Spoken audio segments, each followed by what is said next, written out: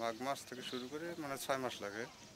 বাড়ির উঠোনে স্তূপ করা এসব লাউয়ের দিকে তাকালে বোঝার উপায় নেই এমন সোনার ফসল তিস্তার বালুচরের। কাটি খেতে রাখছি, খেত থেকে একে তো বর্ষায় ভাঙন প্লাবন, তার উপর শুষ্ক মৌসুমে পানির তীব্র অভাব। যুগের পর যুগ ধরে তিস্তার এমন চিত্র। প্রতিকূল পরিবেশের সাথে যুদ্ধ করে নানামুখী ফসলের চাষাবাদ করে আসছে রংপুরের ৩ উপজেলার তিস্তা চরের কয়েক হাজার কৃষক। বিশেষ করে তিস্তার বালুচরে লাউ, কুমড়া, করলা সহ বিভিন্ন সবজির বীজ উৎপাদন করে ভাগ্য বদলেছে তাদের। ৪-৫ জন জমির আবাদ করা হয়। আবাদ করার পর ধরো মনে করো কুমড়া যেগুলো হয় তার বেশি বাড়ি করা হয়। কাটি খেতে রাখছি, খেত থেকে বাড়িতে আনছি, আনি এই যে এখন মানুষ নিয়ে খোলটাইতেছি। খোলটাই বস্তায় রাখি, 2 দিন রাখি বস্তার মধ্যে।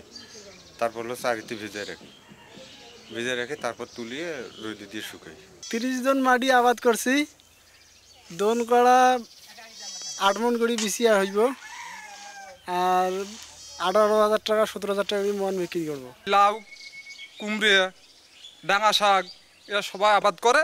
আমরা বিএডিসিকে দেয়, ওরা বীজ দিই, আমরা ওদের আমাকে ভালোভাবে টাকাটা দিয়ে দেয়। আশা কি করি আজ হয়, যা লাভ হয় করে ধরি খাই এইটাই। কয়েক বছর আগেও পরিবার নিয়ে যারা অভাবে দিন কাটাতো, এখন তারাই সবজি বীজ আবাদ করে সচ্ছলতার দেখা পেয়েছেন। লাভের মুখ দেখায় অন্য ফসলের আবাদ ছেড়ে বীজ উৎপাদনের দিকে ঝুঁকছেন চরের বাসিন্দারা।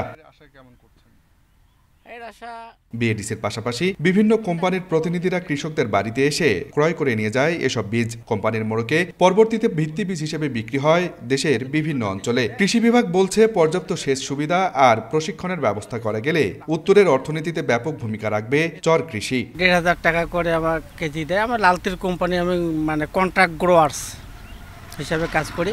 শুধু এটাই না, বেগুনও করি। ধরেন ওটা 400 কেজির মতো জমা দেয়।